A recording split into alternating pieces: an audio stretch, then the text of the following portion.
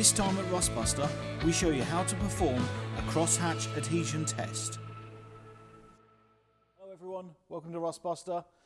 If you saw our last video, we were using the custom 4:2:1 and showing you how to mix a 4:1 mix ratio product.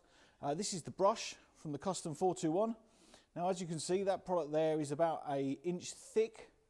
It's not fully cured yet, but it is not liquid paint anymore. You'll see that that is going hard. Gives you an idea of the product, but what we said we'd do is teach you how to do a crosshatch adhesion test. Now why would you need to do a crosshatch adhesion test? Well, simply put, if you are overcoating a previous coating and you want to know whether it's going to stick well enough, do a crosshatch adhesion test, and we'll show you how to do that now.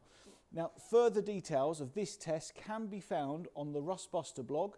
If you go to www.rust.co.uk, on the top right hand side you'll see the information bar, and the drop down will reveal the blog. Now it's on the blog where we put a lot of our hints and tips of how to run an adhesion test, why we use zinc in our primers, how to test coating thickness, things like that. Little hints and tips that will help you get the best out of the projects that you're completing. So as I said the other day, I was going to paint a small area of this Fiat 500 front panel with no preparation. So this is over, if you can see on here, there's old wax on here. It's pretty filthy. I mean, if you can see my hand, after just rubbing that, it's quite filthy, isn't it? Now the idea was, I didn't want to prep this. If I had prepared it, then we wouldn't get a good idea of how the adhesion test performs with bad preparation.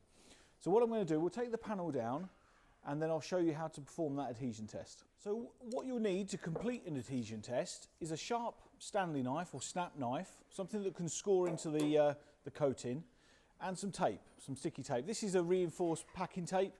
It's a little bit stronger than a sellotape. The reason we use this is because generally when we're performing adhesion tests in-house, it's for epoxying of customers' cars. So the night before we're due to paint, we will brush on maybe 10 areas of epoxy on the vehicle, just so that we can then run an adhesion test in the morning just to check that that's stuck and our preparation's thorough enough. You'll see if the adhesion test shows a coating failure, then of course we will go back then and increase the level of preparation that we're doing. So first off, what we want to do is score 5 vertical lines down the coating that we want to test. So I'm going to run 5 lines sharply down here, and they're going to be about 1 millimetre apart.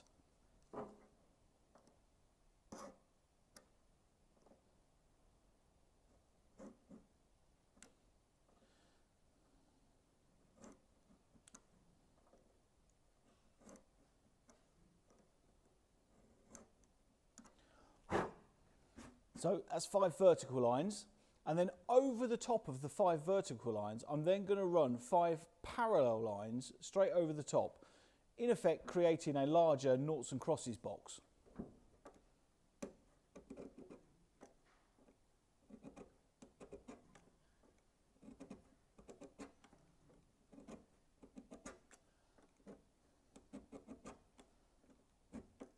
So what we have now is 25 boxes on the surface. I'm going to apply our packing tape and just see how much will actually be removed.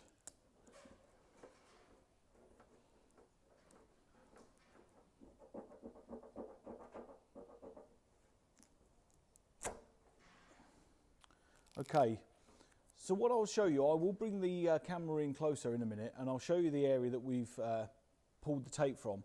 Now what it shows is that actually the custom 4:2:1 has actually in areas adhered really quite well through the grease, through the dirt, but there are actual boxes where almost 100% of the coating in that box has come away. Now I would say it's probably about a 35 to 40% failure looking at the amount of area that's been removed from this. Now for me, that's not good enough preparation. Now I know that's not good enough preparation because I literally just brushed paint onto this filthy panel. So there's no preparation that's gone into this. But if you had prepared it properly, or what you believe to be thoroughly enough, and this adhesion test proved that your coating that you were going over had failed or had come away in about 35 to 40%, you would want to further prepare that area. As I would suggest that the Depending on what product you put over the top, the surface tension of that product drying out, if it was a 2-pack product which dries by solvent evaporation and then cross-linking with a paint and a hardener, the surface tension that creates whilst it's curing will pull this coating further off the surface, and then that's what will give you a failure. When you think you've applied your paint and you've done a really good job and it looks beautiful, when you leave it, the next day you come back and you notice weak spots, or 6 months down the line you notice a coating failure. That will be because of this, because your previous coating that you applied the paint over the top of wasn't well enough stuck. What I'll do, I'll bring the camera in so that you can have a closer look, but this was just a quick video to give you an idea of how to perform a crosshatch adhesion test, and like I say, further details can be found on the website.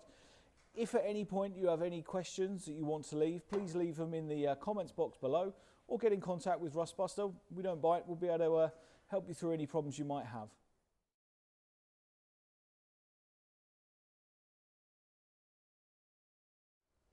Okay, so what you could see there was pretty much a coating failure with the adhesion test that we performed. You can see that most of the coating, like I say, about 35–40%, maybe slightly more, has come away from the surface. Now for me, again, that's not good enough preparation, and I would want to go further with that. Now, as I said, we know that we haven't prepared this panel, so it's sort of what we expected. But with further prep, you can easily get that so that you have 100% no chance of a coatings failure.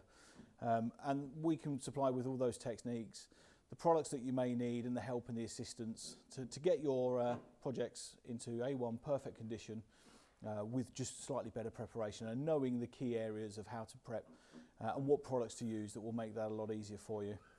So hopefully you like this video. It's only a short one, but please like and subscribe and share it if you need to, and we'll point this video in the direction of anybody who we believe needs it as well. So stay safe, everybody. Hopefully we'll see you all soon at some of the car shows in 2021. I know our first one is booked in for June. It's the NEC Restoration Show with Practical Classics. So, you know, fingers crossed that we'll see you all there. Let's hope for a better year, eh? Stay safe, everyone. See you all soon. Bye-bye.